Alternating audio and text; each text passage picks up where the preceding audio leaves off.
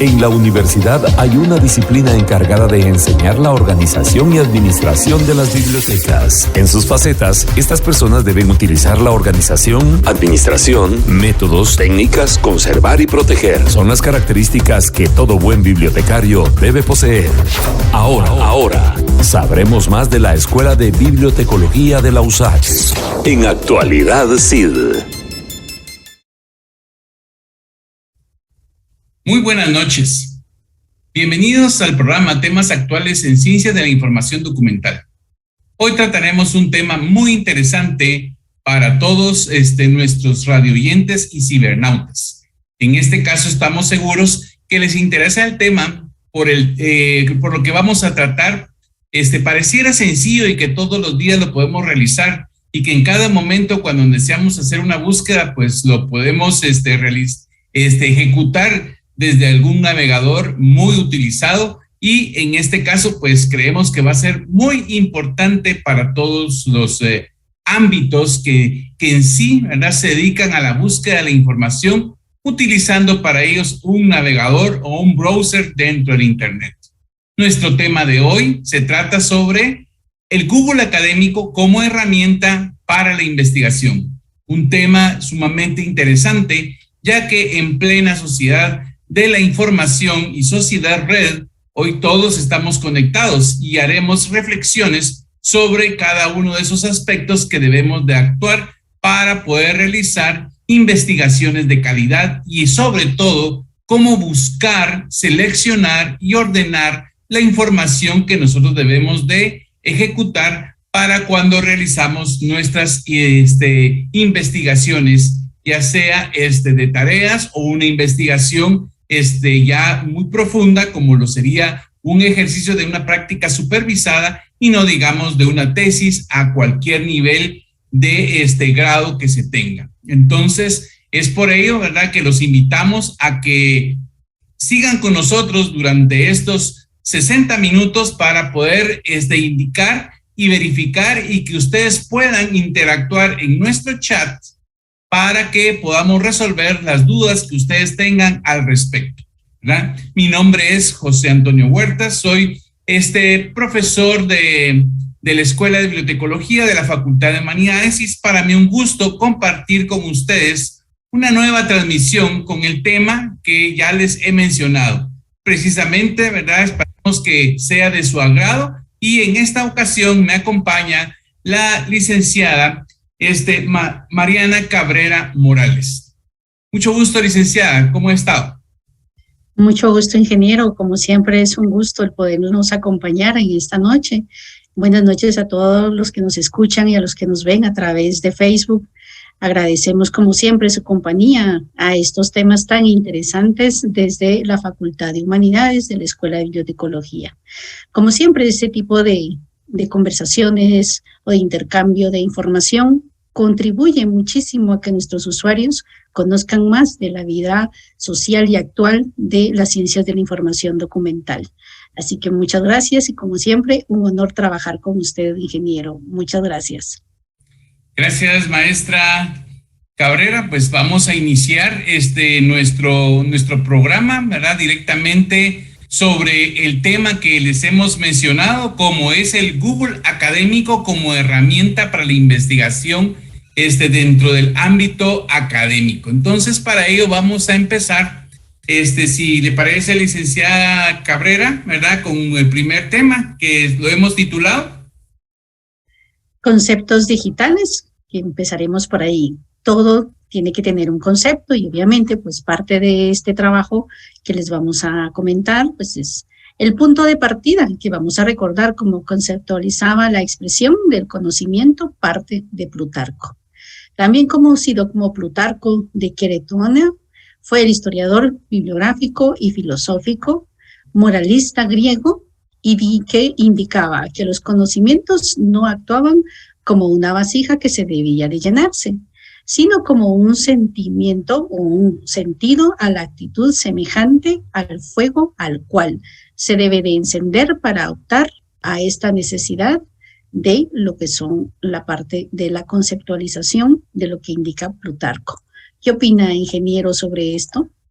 Claro, es interesante el pensamiento que Plutarco nos deja acerca de sobre este tema del conocimiento, donde no se actuaba como una vasija que debía llenarse, ¿verdad? Recordemos esta actitud que se podía tomar en donde, por ejemplo, veníamos y en este caso colocábamos todo un conocimiento dentro de la mente, el cerebro del estudiante, ¿verdad? Y que llenando y que tenía que ser obligatoriamente. Recuerdo que en el tiempo en donde yo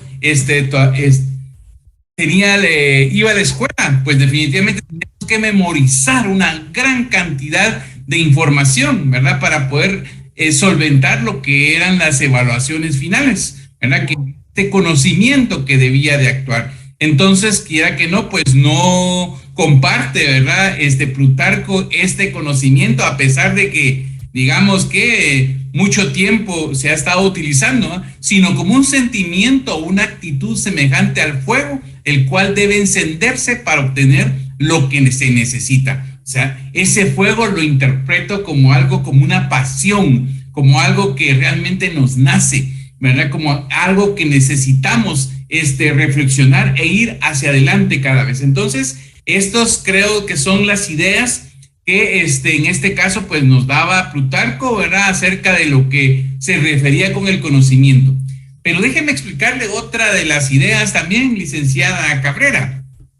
Claro que sí, cuéntemela. Sobre el tema de la investigación, ¿verdad? Y para eso vamos a tomar como referencia a Marco Aurelio, ¿verdad? Quien fue un emperador del Imperio Romano, considerado como uno de los últimos 5 emperadores buenos, ¿verdad? Al mismo tiempo considerado como una de las personalidades con mayor representación en la filosofía estoica, ¿verdad? Cuando me refiero a eso, ¿verdad? Estoy indicando que esta se fundamenta en un sistema lógico como también una visión sobre el mundo natural.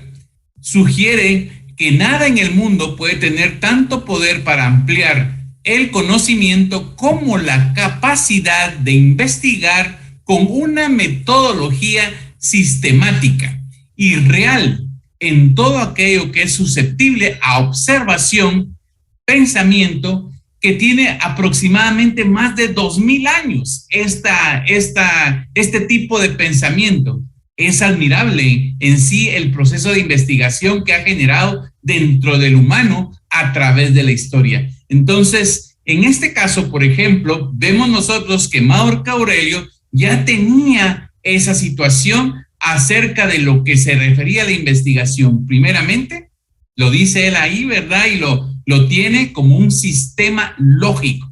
Y es así, ¿verdad? Nosotros cuando hacemos cierta investigación partimos de lo general a lo particular.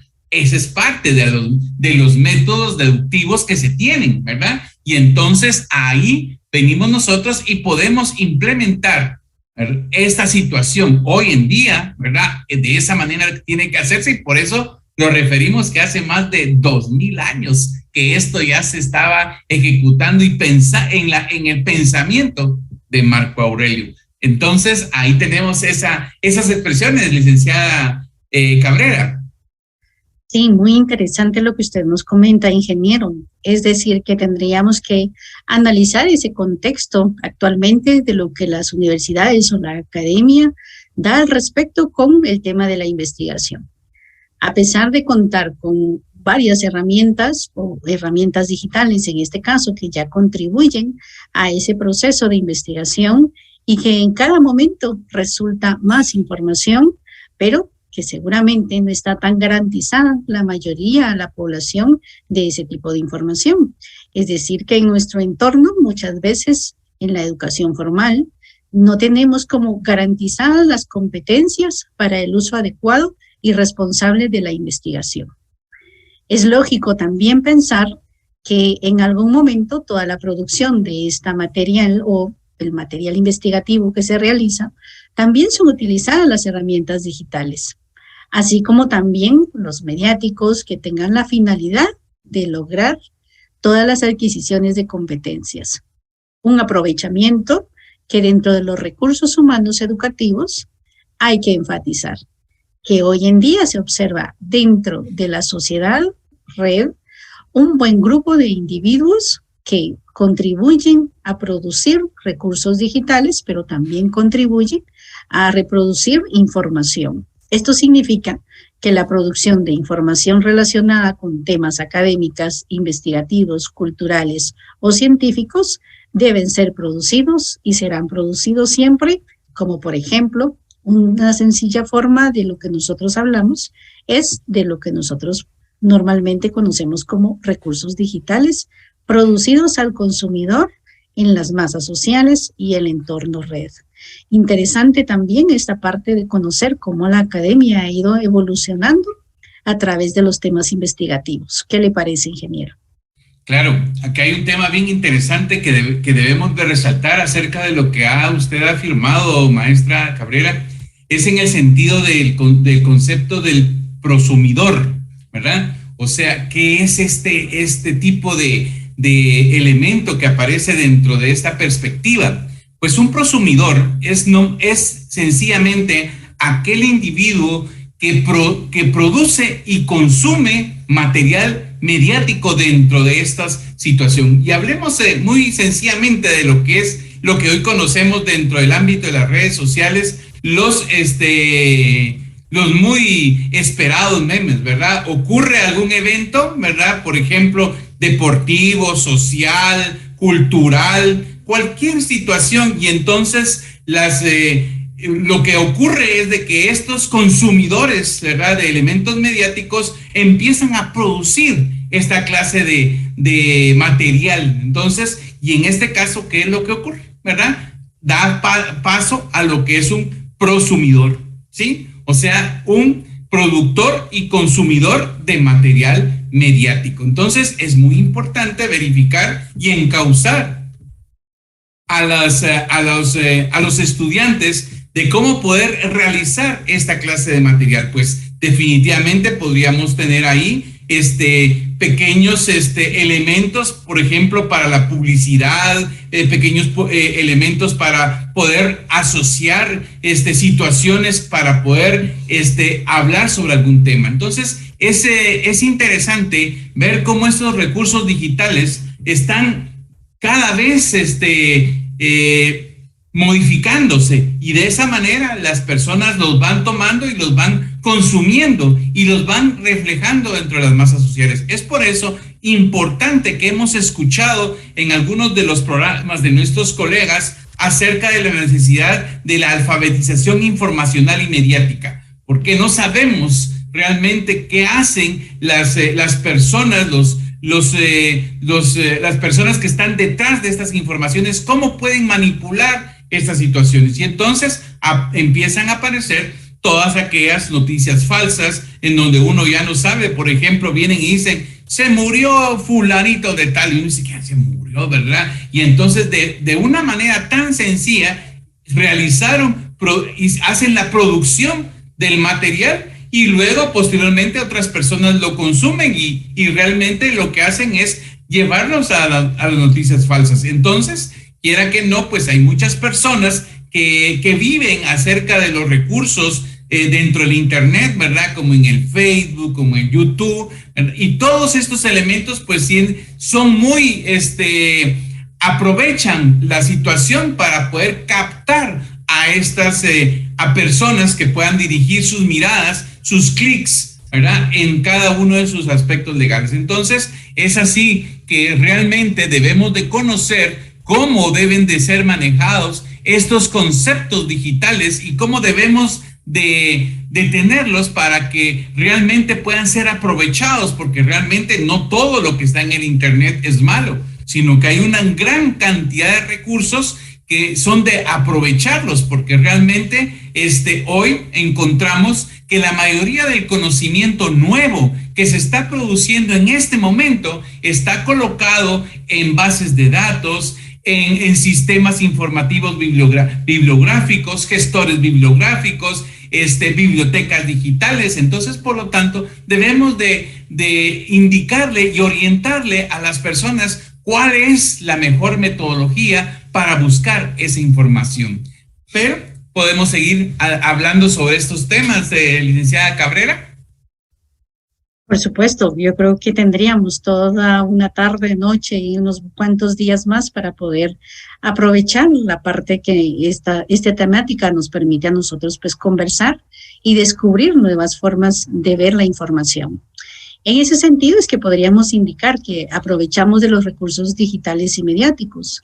El uso de la Internet desde el enfoque, como ya habíamos hablado en alguna otra ocasión, de lo que nos dice Ortega y González y Pérez en el 2015, que es una investigación realizada para definir el uso y el consumo de las aplicaciones de los medios y la comunicación, en donde se analizan los tiempos de consumo en tiempos difíciles usando las tabletas y teléfonos inteligentes.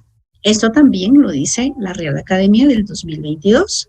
Un concepto aplicado que obtendremos la siguiente definición. Programa preparado para una utilización específica. Es evidente que encontramos miles dentro de una web y los cuales son producidos cada vez a las edades más tempranas. Y la interacción y la posesión de los dispositivos les convierte en protagonistas de los contenidos que resumen o consumen, crean y comparten a través del entorno virtual. A pesar de las nuevas generaciones, se les atribuye habitualmente a que la etiqueta de producción o intercambio de contenidos propios por medio de recursos digitales es escaso entre los jóvenes. Imagínense todo lo que la tecnología ha ido cambiando también, y en ese sentido también dice Roy y Da Silva, que señala que para que los jóvenes universitarios puedan hacer frente a ciertas garantías y los retos de la sociedad, deben obtener y aprovechar habilidades que fortalezcan la búsqueda de información contrastada con la resolución de los problemas y la comunicación, que sean en unos entornos eficaces, virtuales, autónomos y compartir los contenidos de información.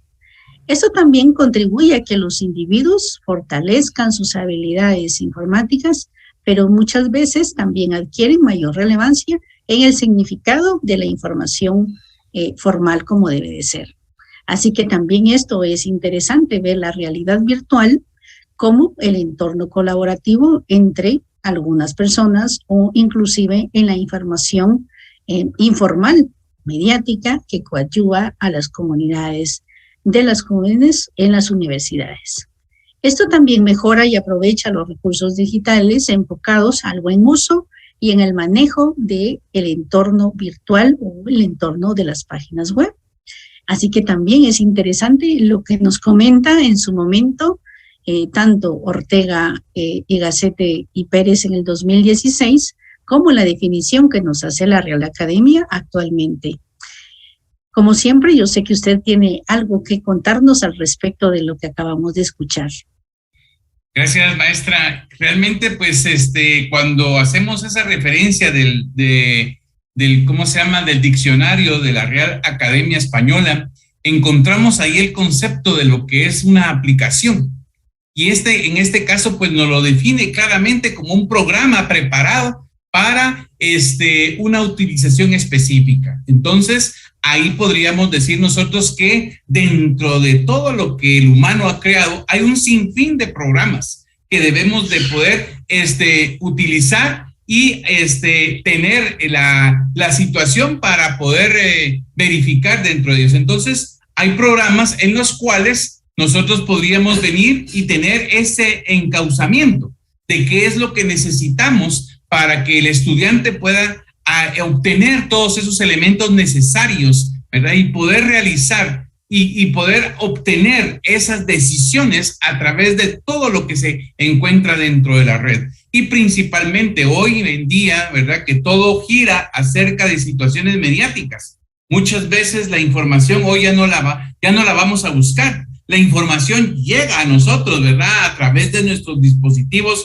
móviles, de nuestros teléfonos. Todos los días nos llega ahí, por ejemplo, un diario, nos llega, por ejemplo, a través de las redes sociales, opiniones de muchas personas a través de YouTube, pues se ha dado por dar origen a lo que hoy conocemos como los youtuberos, ¿verdad? Y entonces nosotros venimos y incluso hay un grupo de personas que empiezan a seguir a estas personas y sabiendo, ¿verdad? Y admirarlos, que es una parte muy delicada de estas situaciones. Entonces, hay que tener muy bien, ¿verdad? Verificar qué es realidad, qué es lo que nosotros debemos de obtener de estas situaciones. Entonces, vamos a verificar estas situaciones a través de todas esas herramientas que en la web tenemos. Y vamos a caer directamente a una de las que más importantes herramientas que tenemos a la mano, ¿verdad? Lo hemos bautizado con muchos nombres, ¿verdad? Muchas aplicaciones, pero creo que la que más se allega es San Google, ¿verdad? O la herramienta que todo lo sabe, ¿verdad? O sea, en este caso nosotros venimos y si tenemos una necesidad de conocer, ¿verdad? Y de buscar, pues lo primero que hacemos es buscar dentro de nuestros dispositivos el icono de Google, ¿verdad? Y entonces ya se aparece la aplicación y ya la podemos nosotros utilizar. Entonces, ahí tenemos esta aplicación, ¿verdad? Y entonces, ¿cómo podemos venir nosotros y vamos a enfocarnos a lo que es el Google para poder la utilización y ser utilizado? Entonces nos preguntamos, Google académico es muy diferente al Google normal que utilizamos, ¿verdad? ¿Qué diferencias hay? Y es así como lo enfatiza la Biblioteca Universitaria ULPGC, ¿verdad? El Google académico es un buscador que permite localizar documentos de carácter académico como artículos, tesis, libros, patentes, documentos relativos a congresos y resúmenes. Entonces, esto quiere decir que ya tiene cierta especialidad, ¿verdad? Está diciendo, no, aquí no busco en forma general, sino que ya estoy particularizando a ciertas cosas. ¿Y de qué se alimenta? Se alimenta de la información procedente de diversas fuentes, editoriales universitarias, asociaciones profesionales, repositorios de preprinters, ¿verdad? Aquí me llamó la atención esta parte, ¿verdad? De lo que se dedicaba, ¿verdad? Entonces, esto pues, para que nos quede claro que es un preprinter, se refiere a un manuscrito científico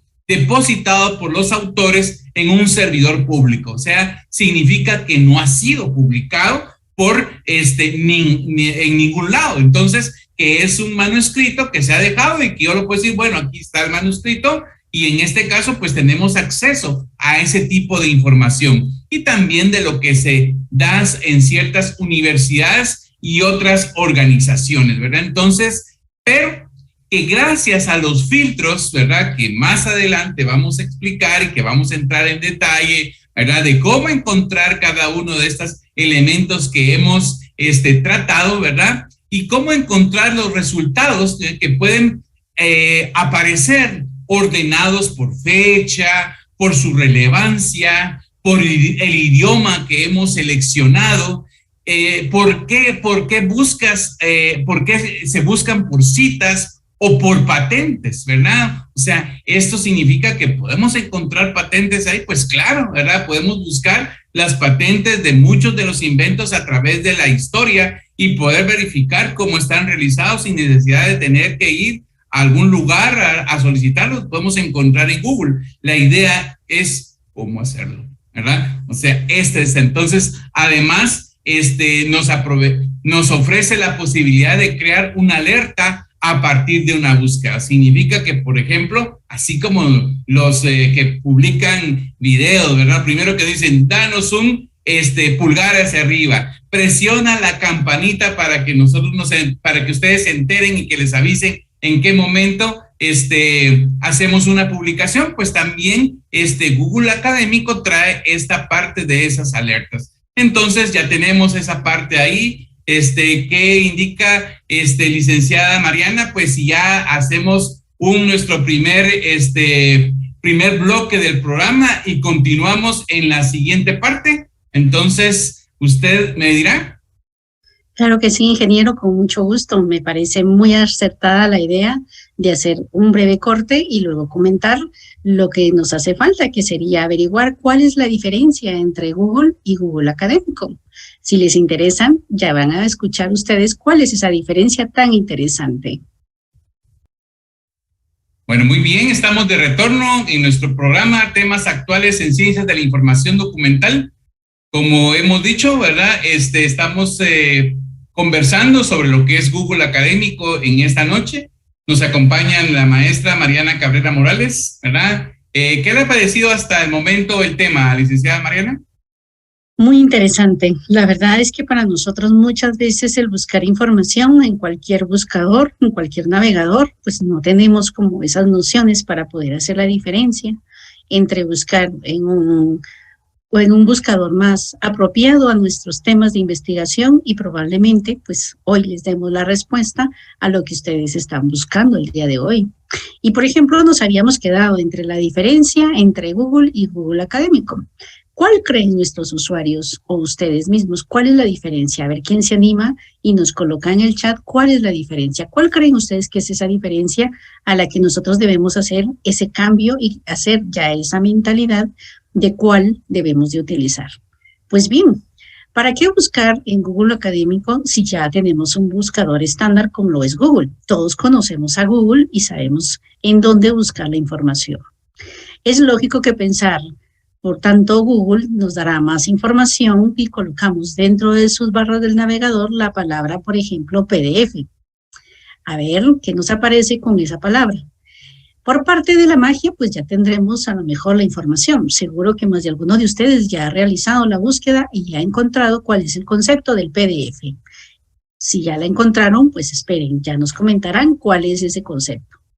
Es una de las acciones más comunes en que se realizan, pero nos afecta a que ya tenemos la menor cantidad de información y que necesitamos partir de un pensamiento entre otras informaciones. Es decir, que debemos realizar una clasificación de lo que se puede obtener del PDF en general. Mientras que para encontrar datos de referencias de documentos, como por ejemplo las llamadas citas en Google Académico, nos permite acceder en línea al documento en que está el acceso a la Internet. Es un documento abierto, por lo tanto, permite tener ese tipo de citas. Y a nosotros como investigadores nos permite referenciar de dónde estamos obteniendo la información para dar credibilidad y aceptar esos derechos de autor que le corresponde a cada uno de los temas de investigación. Sabemos que con cada recurso electrónico que nosotros verificamos y encontramos la información, las bibliotecas, por ejemplo, hacen ese proceso de encontrar la información específicamente de la que el usuario está buscando. Lo que el investigador requiere, la biblioteca lo tiene y sabe qué es lo que el usuario está buscando y se lo transmite o se lo presta, o se lo alquila también muchas veces en un lapso de 5 minutos. Toda aquella persona que ha visitado una unidad de información conoce que las bibliotecas prestan el servicio a través de su personal, como por ejemplo aquellas personas que están como referencistas y atienden esas solicitudes. Así que también eso es la diferencia de buscar información en bibliotecas o en unidades de información. La diferencia fundamental con un buscador genérico de Google es que el Google Académico es un buscador especializado en lo que ordena los resultados por relevancia. Además, es una herramienta especial para un ranking que toma como consideraciones en un texto completo que cada uno de los artículos. Google Académico ordena los resultados de búsqueda en función y su relevancia, mostrando lo que más interesa en las primeras posiciones. A la izquierda de cada uno de ellos, pues, está una etiqueta donde se puede indicar o saber el enlace a los libros, a las citas, resúmenes o cualquier otro tipo de documento. Y seguramente acá esta parte donde ya empezamos como a hablar un tema más específico de el Google Académico, el ingeniero tendrá algo más que comentarnos. Gracias, maestra Cabrera. Pues definitivamente la pregunta usted la indicó, ¿verdad? ¿Por qué tanto Google, verdad? Podemos indicar nosotros que tenemos que Google, como normalmente lo conocemos, tenemos Google Trends, tenemos Google Académico, tenemos Google Docs, ¿verdad? Y así una serie de Googles que aparecen, pues definitivamente esa es la parte, ¿verdad?, de la gran corporación Google. Pero en este caso, nosotros hoy nos vamos a enfocar directamente sobre Google Académico. Cuando nosotros venimos y entramos a Google, colocamos, por ejemplo, la palabra Google Académico y entonces ya nos aparece la opción, ¿verdad? Pero hay algo bien interesante que les quiero mostrar, que en la parte inferior, que todos, ¿verdad?, les voy a dejar como tarea, que cuando entren a Google Académico, encuentren la parte en la parte inferior que dice a hombros de gigantes, ¿verdad? O sea, es una frase que realmente a uno le llama la atención, o posiblemente ni siquiera se dé uno por enterado que ya existe la palabra, pero les voy a indicar por qué está esa palabra ahí, ¿verdad? Cuando uno ha visto esa frase, poniéndose sobre los hombros de gigantes, es una frase que se le atribuye a nada más y nada menos que a Isaac Newton, ¿verdad? Y así porque él la escribió en una carta donde reconocía que solo había llegado a sus conocimientos sobre las propiedades de la luz debido al trabajo pionero realizado por Descartes y Hooke, ¿verdad? Entonces es interesante leer esa frase, ¿verdad? Cuando dice Google Académico a hombros de gigantes, significa que entonces nosotros vamos a llegar al aporte del conocimiento por iniciativa de otras personas que ya fueron pioneras en el conocimiento y en la investigación. Es así como Google Académico nos coloca esa frase y nos recuerda cada vez que ingresamos que por la valentía, que por la astucia, por la dedicación de otras personas, nosotros podemos ampliar ese conocimiento que se tiene, ¿verdad? Y entonces tenemos esas definiciones. Y la primera, pues, vamos a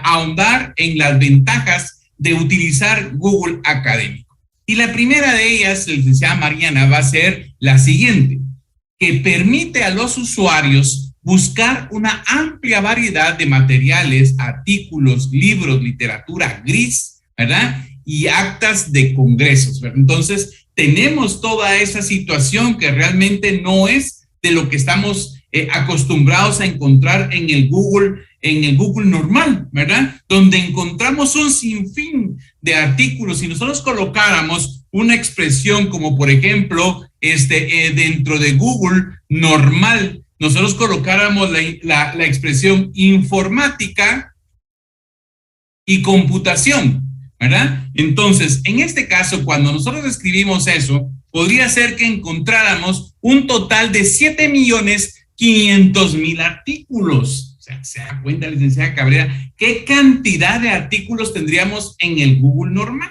Pero si nosotros lo hiciéramos dentro del Google Académico y colocáramos siempre los dos elementos, informática y computación, veríamos que tendríamos un resultado de 199.000 artículos. O sea, la diferencia es trascendental, ¿verdad? O sea, ¿qué significa eso? Que Google, como lo dice, solamente está relacionando los artículos que le acabo de mencionar. Además de ello, ¿verdad? Otra de las ventajas podría ser que permite localizar artículos relacionados con lo que buscamos, ¿verdad? Que en otro programa vamos a realizar esta parte de ahí. Entonces, esperamos que sigan nuestros programas a través de este grupo de programas que vamos a realizar, porque realmente vamos a enseñar a poder utilizar el Google y poder buscar la información que nosotros realmente necesitamos, y no ese montón, ¿verdad?, de información que realmente no vamos a saber ni por dónde empezar. Hay una frase que quiero que desde hoy empecemos a manejar, y es la siguiente: entre más información tengamos, menos probabilidades de encontrar la verdad hay, ¿sí? Y entre menos información tengamos, mayor es la probabilidad de encontrar la verdad o lo que nosotros necesitamos. Entonces, fíjense bien en esa frase. Hoy en nuestros programas, pues casi en la mayoría hemos estado creando esas frases que identifican cada uno de los programas. Y lo voy a repetir: Entre más cantidad de información encontremos, menos probabilidad de encontrar cosas ciertas dentro de ellos hay. Pero si tenemos menos cantidad de búsqueda, tenemos mayor probabilidad de encontrar cosas que necesitemos. ¿Damos cuenta? Entonces, espero que sigamos entonces. Veamos algunos otros de los elementos y ventajas que tenemos. Otro de ellos es que indica cuántas veces y por quién ha sido citado un artículo. Entonces, cuando nosotros estamos verificando en Google Académico, nosotros podemos visualizar cuántas veces entramos y se dan cuenta que cuando escriben un tema, por ejemplo, el que acabamos de escribir, información y computación, y ustedes pueden ver en los bloques que les van apareciendo, en la parte de abajo hay unas comillas, en la última línea de cada bloquecito de los temas que aparecen en la última línea, hay 2 comillas y a la par aparece la palabra citar, ¿verdad? Y citado por, y ahí aparece la cantidad de veces que el artículo ha sido citado. Y entonces, ¿qué significa? Que entre menos citas tenga el artículo, posiblemente no sea tan de mucha trascendencia como aquel artículo que tenga mayor cantidad de citas, ¿verdad? Sí, significa que la comunidad científica lo ha tomado, ¿verdad? Por lo que está escrito. Entonces, a gigantes de hombres, ¿verdad? O sea, en este caso, ¿verdad? Hay que venir y tomar lo que realmente la comunidad científica está tomando, porque eso es lo que están desarrollando. Entonces, veamos que esa es una de las cosas bien importantes.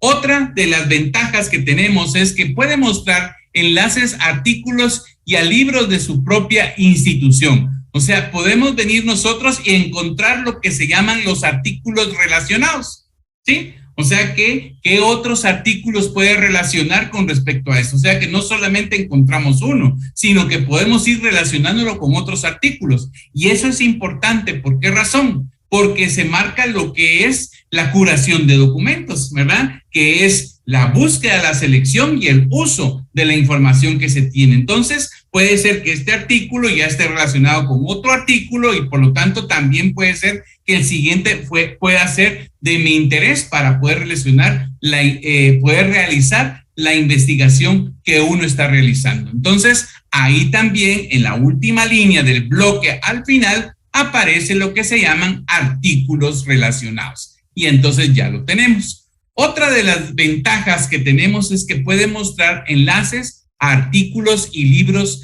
de la propia institución. O sea, quiere decir que en este caso, por ejemplo, si el libro pertenece a una de las, por ejemplo, bases de datos, como por ejemplo cielo, ¿verdad?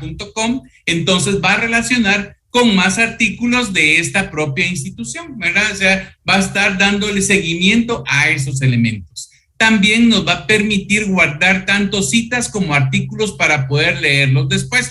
O sea, en este caso, por ejemplo, cuando nosotros ingresamos en la parte izquierda, arriba, van a aparecer 3 linitas, ¿verdad? 3 líneas a las cuales conocemos como un menú contextual, que al darle clic nosotros venimos y entonces va a abrir opciones. Y dentro de esas opciones hay una que se llama Mi Biblioteca, que es donde yo puedo dejar los libros, ¿verdad? Relacionados para poder dar una lectura después o poder tener una lectura en este momento, ¿verdad? O tenerlos en fila de lista para leerlos posteriormente. Entonces, de esa manera, nosotros podemos hacer esta selección de artículos y de libros de la propia institución. Y además de eso, guardar los artículos para poderlos leer después. Incluye también bastante información en español. Y en este sentido, quiere decir que nosotros podemos seleccionar el idioma de nuestra predilección, ¿verdad? ¿Cuál es el idioma en que queremos buscar la información? Normalmente, la gran mayoría de la información se encuentra en el idioma inglés, ¿verdad? Entonces, debemos de especificar bien en qué idioma queremos encontrar esta información. Además de eso, es muy útil para localizar documentos disponibles de acceso abierto en el Internet. O sea, ¿qué artículos podemos tener? ¿Por qué razón? Porque hay artículos que pertenecen a bases de datos de paga, ¿sí? Entonces, muchas veces no tenemos acceso a esta clase de información, pero Google a través de sus buscadores puede ser que podamos tener acceso a estos materiales de una forma abierta dentro del Internet. Y por último, podemos indicar que es adecuado para complementar búsquedas hechas en bases de datos científicas. O sea, todas, ¿verdad? Los documentos que se tienen, pues son de orden científico, pertenecen a lugares donde se está produciendo la información. Pero no todos son ventajas, ¿verdad, licenciada Cabrera? ¿Verdad? Entonces tenemos algunas de estas que realmente no nos conllevan, ¿verdad? Ahí tendríamos qué desventajas nos ofrece utilizar Google Académico. Qué interesante, si bien lo ha indicado usted, no todo es una maravilla dentro del tema informático. Y en este caso tenemos algunas desventajas en el uso del Google Académico, como por ejemplo la cobertura es de amplio alcance, pero no completa. Puede ser que una fuente de investigación para el investigador sea única, pero que también la utilice más de una persona. No existe un control de calidad de las fuentes procesadas. Puede resultar incompleto para el usuario a la hora de recopilar el número de citas, por ejemplo, o inclusive el sistema de búsquedas es rudimentario, demasiado simple o poco potente. Esto es un poco flexible, dado que limita los tipos de documentos, ni buscar por campos, ni se refiere por materia. También dice que los contenidos de la calidad del estatus heterogéneos, desde la alta investigación a guías a docentes de asignaturas o trabajos de cursos, de instituciones muy diversas. Hay que revisar con cuidado de eliminar resultados duplicados cuando se utiliza la parte de Google Académico. Así que la próxima vez que utilicemos a Google Académico, veamos también cuáles son esas desventajas al buscar información que no la tiene toda como debe de ser. Eso también nos lleva a que debemos hacer algo interesante, como es la configuración del Google Académico. ¿Cuántos accedemos a Google Académico? En la parte izquierda se puede observar, por ejemplo, de un menú. Al finalizar de este podemos encontrar la siguiente configuración que el ingeniero Antonio Huertas nos va a explicar. Gracias, maestra. Entonces, ubiquemos en ese sentido, hemos ingresado a Google Académico, ¿verdad? Y estamos en esta parte y como les acabo de indicar, en la parte izquierda arriba aparecen 3 linitas que son sus menús contextuales. Entonces, lo primero que tenemos que hacer es ir a esas líneas, ¿verdad? Y presionar y darle clic. Y entonces ahí se va a aparecer un menú contextual que en la última opción aparece la parte de la configuración. Entonces venimos nosotros y le damos clic y vamos a ver qué encontramos dentro de esa configuración. Lo primero que vamos a encontrar es definir el número de resultados por página. ¿Eso qué significa? ¿Cuántas opciones de búsqueda van a aparecer? Por ejemplo, si yo quiero que aparezcan 2, si yo quiero que aparezca 1, si yo quiero que aparezcan 10, si yo quiero que aparezcan 20, entonces esa es la cantidad de búsquedas que yo puedo ir colocando dentro de esta configuración, ¿verdad? La opción predeterminada de Google es de 10 resultados, o sea que aparezcan 10 y así se va de 10 en 10. Todos hemos visto que en la parte inferior de Google aparece, ¿verdad? Google, aparecen varias O y cada vez que le damos clic a una O, entonces se van refiriendo más ventanas. Entonces a eso me estoy refiriendo, a que cada una de las ventanas aparecen 10 artículos. Seguimos a la siguiente ventana, 10 artículos, ¿verdad? Entonces también podemos elegir a qué gestor de bibliografía podríamos importar nuestras citas, ¿verdad? Entonces en la parte inferior está el gestor de bibliografía. Yo podría colocarlo para 4 elementos, para el BibTeX, para el EndNote, para el RedMind y el RedWorks, ¿verdad? Que son gestores bibliográficos que podemos nosotros recuperar a través de otro programa. Entonces tenemos ahí esa situación. Además de eso, que también podemos elegir el idioma en que queremos, y en la parte superior ahí aparece el resultado de la búsqueda y aparece el idioma, ¿verdad? Y cuando nosotros vemos idioma por el interfaz de preferencia que está en la posición, o sea, nuestro número IP que tenemos, ¿verdad? Que se refiere a que nos va a buscar en Guatemala, y el idioma de preferencia de Guatemala es el español. Por lo tanto, Google ahí nos va a ubicar la gran cantidad de información que queramos encontrar. Entonces, pero nosotros podemos tener la libertad de poder buscar en cualquier idioma. Y ahí están entonces el idioma alemán, el chino simplificado, el chino tradicional, el coreano, el español, el francés, el holandés, el inglés, el italiano, el japonés, el polaco, el portugués y el turco, ¿verdad? O sea, no todos los idiomas aparecen, pero sí aparecen cierta cantidad de idiomas que tenemos ahí. Además de eso, también nosotros podemos permitir que haga las búsquedas en algunas bibliotecas, ¿verdad? Y en este caso, por ejemplo, ahí aparece la barra sensitiva para que nosotros podamos buscar, ¿verdad? Y si ustedes quieren colocar algún ejemplo, pues en esa barra escriban EBSCO, ¿verdad? Que es una de las herramientas de bases de datos bibliográficas que se tienen, y luego en la lupita le dan clic y ya van a encontrar la cantidad de universidades en las cuales utilizan EBSCO para poder definir la información a través de este gestor bibliográfico, ¿verdad? Entonces, estamos configurando estas bibliotecas para tenerlo.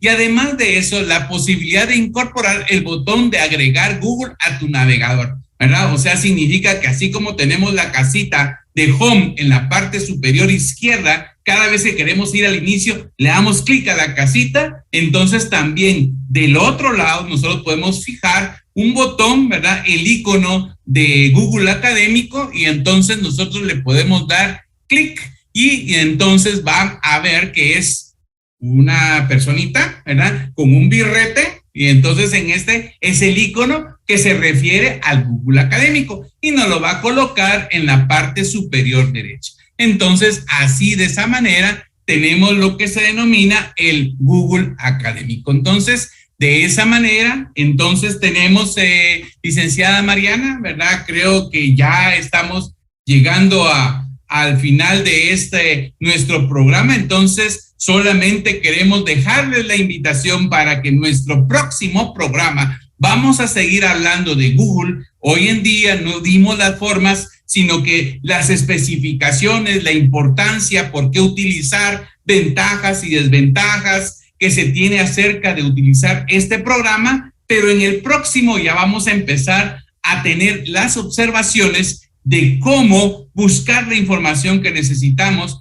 cómo hacer la discriminación de la información que no necesitamos y a poder encontrar esta información importante a través de Google Académico. Entonces, ¿estamos, licenciada Mariana, en ese sentido? Claro que sí, como siempre, es un gusto poder escuchar toda esta alternativa de información y sobre todo con Google Académico, que es una de las grandes herramientas que hoy en día se han estado utilizando. Estamos seguros que en nuestra próxima reunión o cita que tengamos, vamos a descubrir muchísima más información y a cómo utilizar y manejar mucho mejor Google Académico en el tema de investigación, de información, cómo clasificarla, organizarla, para que nosotros podamos obtener una mejor información y entregar mejores resultados en las universidades. Gracias, como siempre, ingeniero Antonio, por la compañía y por todo esto que nos ha comentado. Muchas gracias. A usted, licenciada Mariana. Y entonces, bueno, queridos amigos, hemos llegado al final de este programa. Esperemos que su audiencia para el próximo, ¿verdad? También agradecerles, ¿verdad? Y en este caso, pues, agradecemos al licenciado Fernando Palacios, ¿verdad? Por la producción de este programa, así como a Radio Universidad, ¿verdad? 92.1 FM, y también al Departamento de Relaciones Públicas de la Facultad de Humanidades, quien coordina la licenciada Milena Varillas. Entonces, en este caso, pues, muchas gracias, ¿verdad? Nos seguimos escuchando y hasta una próxima. Pasen feliz noche. Feliz noche, hasta luego. Escuchamos más de la Escuela de Bibliotecología de la USAC en Actualidad CID. En la universidad hay una disciplina encargada de enseñar la organización y administración de las bibliotecas. En sus facetas, esta persona debe utilizar la organización, administración, métodos, técnicas, conservar y proteger. Las características que todo buen bibliotecario debe poseer. Actualidad CID.